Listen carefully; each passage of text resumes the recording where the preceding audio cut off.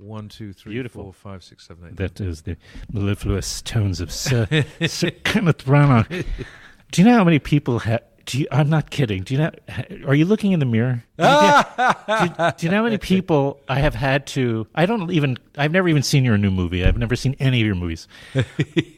But so many people have come up to me and says, "Do you know who you look like?" And I'm like, Kenneth Branagh. I know. It has happened so many times. I hope you're not insulted. I was just admiring your hair there. I was thinking, you're a fine head of hair. You too. And I've been lucky with that in my life. But so maybe, with that, so yes. We share that. And now that I look at you, yeah, I guess they're right. The last one was my ex-girlfriend, and she sent me a message. She goes, "You could, I'm watching Wallander. I guess, yes, yeah, right? Wallander. Wallander. Well, I don't know. I say Wallander. I would say Wallander, you but say then Wallander, it's about. And I say Wallander.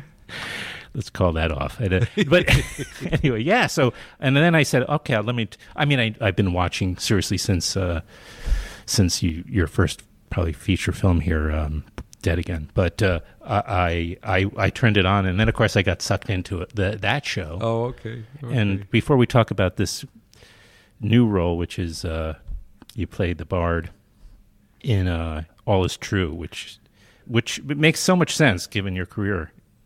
That you finally you're playing that role. It's a kind of, it got to this point of almost it being a kind of handshake back across the ages. I hitchhiked to Stratford upon Avon when I was 17 years old with a tent that I'd bought from my mother's catalogue, paid 99 pence a week for 20 weeks. I was thrilled to have, and going to see Shakespeare, this pilgrimage was like the beginning of my life as an independent adult. And here I am, I'll be 60 next year, and actually, instead of just going to visit where he lived, I started acting where he lived and being the man himself, and so it's some curious bit of symmetry's gone on.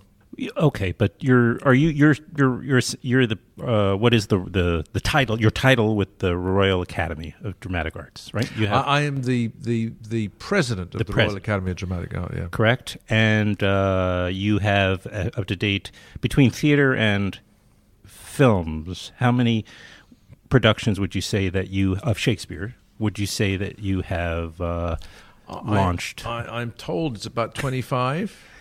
So that's not doing too badly, I think. No. Yeah. So now and then were there other opportunities to play William Shakespeare in the past, or maybe you already have?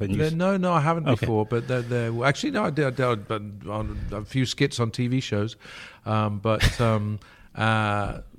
yes, occasionally there was, but most Shakespeares on screen have been of the rompy variety, very much spectacularly in Shakespeare in Love, where it's such a, fantastically frothy, imagined idea of a certain take on his life. But it wasn't until I thought about, what happened when he decided to go back to Stratford at the end of his creative career. And we didn't really know much about that. And when Ben Elton, who wrote the screenplay for this film, got involved, we both said, look, we need to look at what's in the public record office here. What do we know about him? And we found out more than you might imagine, that it seems to be accurate about the man from Stratford.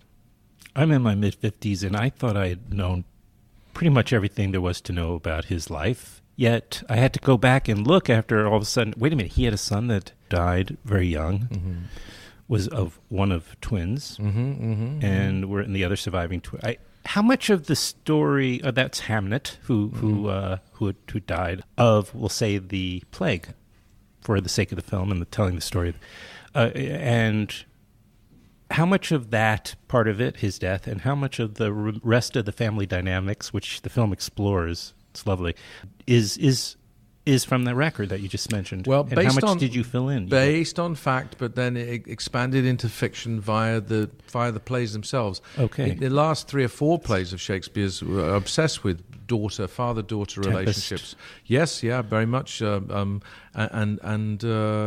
he also feels he starts to use magic in his last plays. He didn't before. Right. He was always a psychological realist with the occasional ghost, but he really goes for fairy tales in those last 4 plays, as if somehow he wants life to have a happy ending. because I think he had already established that on the whole it doesn't. It's bittersweet, and when a child is lost, a child is lost. It doesn't come back. Statues don't come back to life and tell you everything's going to be all right. The idea of him returning to Stratford to face real facts, like both daughters were involved in sexual scandals. That's in the public record. A man called John Lane did stand up in 1614 in Holy Trinity Church and say Susanna Shakespeare is a whore and she's got gonorrhea, all publicly documented.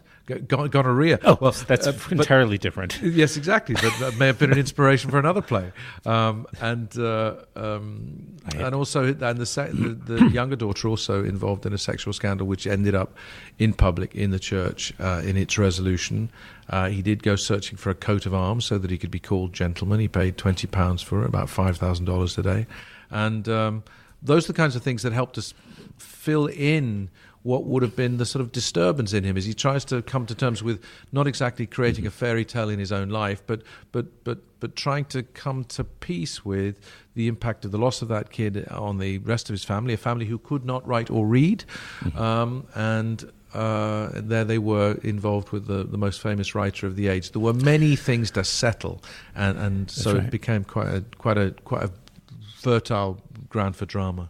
Well, you set up. It's interesting because I want to just explore some of this that you just talked about, because on one hand the film starts with the tragedy of the fire which destroyed the Globe Theatre, which is his theater in London. Yes, indeed. And that seemed to be the catalyst. But maybe it was not a catalyst. Perhaps it was more. Well, perhaps it was more of an excuse for him. Maybe these things that you're describing and the plays that he was writing towards the end back that up, that things were starting to haunt him. Yeah. Unfinished business was was disturbing him, and he needed to find peace with some of the stuff, and that maybe was why he went back home. Maybe not the fire in of itself. Although it's a traumatic event that was symbolic of 20 years in which that theatre had ruled London's sort of creative life. All of his plays and many of the plays of his friends, contemporaries and rivals had been done. And I think it's true, it's a really good word for what happens in the story. He is haunted, literally haunted by his dead son, and but also by a sort of an inability to sort of fix where his life is. He has to resolve a sort of romantic challenge in his life. He's married to a woman who he has not seen so much for these 20 years, but he's also visited by someone for whom there may have been unrequited love in the form of the Earl of South Hampton. Right, played by some actor named Ian something or other. I'm not familiar with him. But. Yeah, Ian McKellen. I don't know. I don't know if he works much, but and I haven't seen much that he's done. But he's the only one we could get for this one, so he seemed to work. I get it. Well, it's nice that you threw him a bone. Yeah, you're a nice guy. He appreciated that. Ian McKellen shared with me that he'd also hitchhiked to Stratford when he was 17, and we pitched our tents in the same field 25 years apart. Yeah, he like Judi Dench is a sort of Shakespearean master, and there are few people who you would be more intimidated if you're playing Shakespeare and you're going to perform one of the sonnets that Shakespeare wrote, and the next bit of the action is that the other actor performs that sonnet and bats it back at you like a kind of fancy tennis match, literary tennis match. But I couldn't have been more honoured. I must say that he would do it, and in so doing.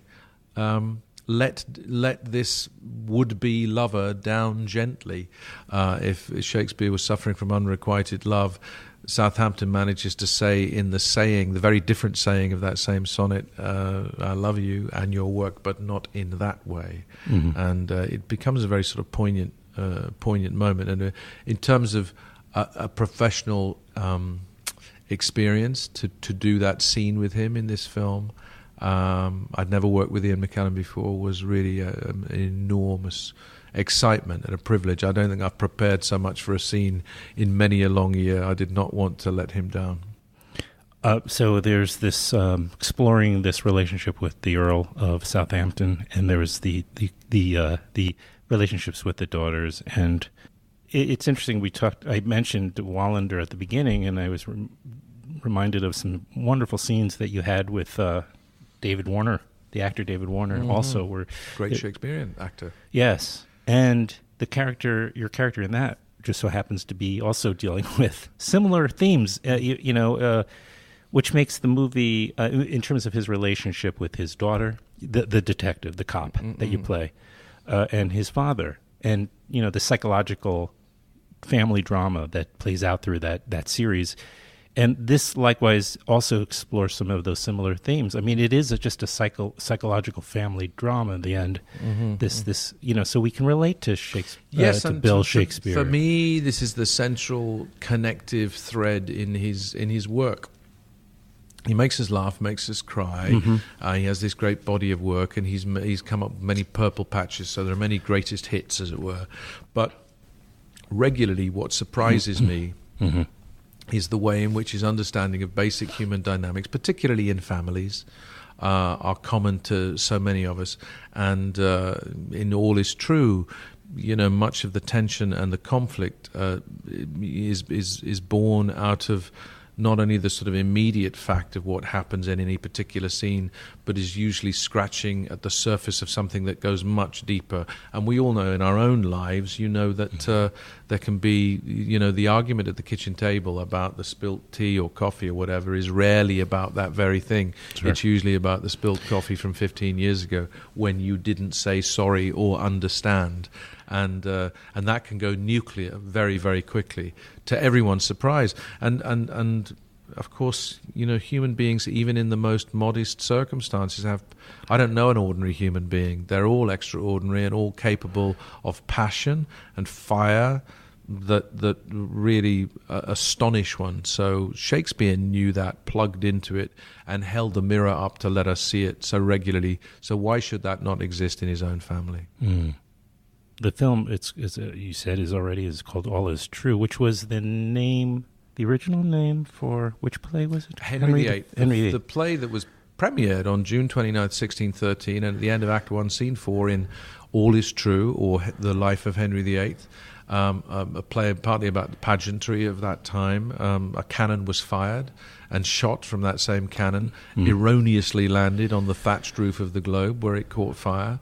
And a few hours later, the entire building was burned to the ground, and 3,500 people escaped with their lives. No one was killed. No one was killed, to the astonishment of all, but with the exception of one man widely reported to have burnt his bottom on the way out, which was a source of fun for everybody except the man with the burning bottom. Yes, but he was the only casualty of that day. One can't frame the destruction of the Globe Theatre, which is remarkable in our history, theater history, but wonder what would have happened if it didn't burn down and Shakespeare had stayed in London and didn't return home. Certainly this story wouldn't have been... What's the screenwriter? His name Ben Elton. Ben Elton wouldn't have probably written this story. But I wonder how much of this William Shakespeare, the father, the husband, would have...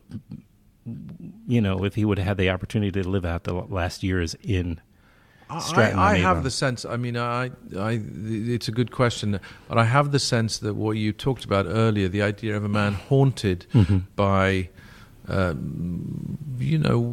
the idea of needing closure about the death of a son, simply because the infant mortality rate was higher then. I think the loss of a child is no less of a scar on a family or a person than it would be in a time when that was a more rare occurrence. I think he needed to get back there, and there's a necessity, there's a longing, there's an ache, there's a desire, there's a melancholy, and a search for some sort of order, closure, reconciliation, peace in the last plays that he writes that would make me think that he needed to be back home. He needed to go home. Yeah. And this is also, frankly, it's what many of his plays are about as well. People go on these voyages. In the last plays, there are metaphors for those Odyssean voyages across in this case the Mediterranean, for Pericles and his daughter, or for the imprisoned Prospero in the Tempest, for the lost baby on the coast of Bohemia in The Winter's Tale. People go on these journeys, but their ultimate destination is to come peacefully to home.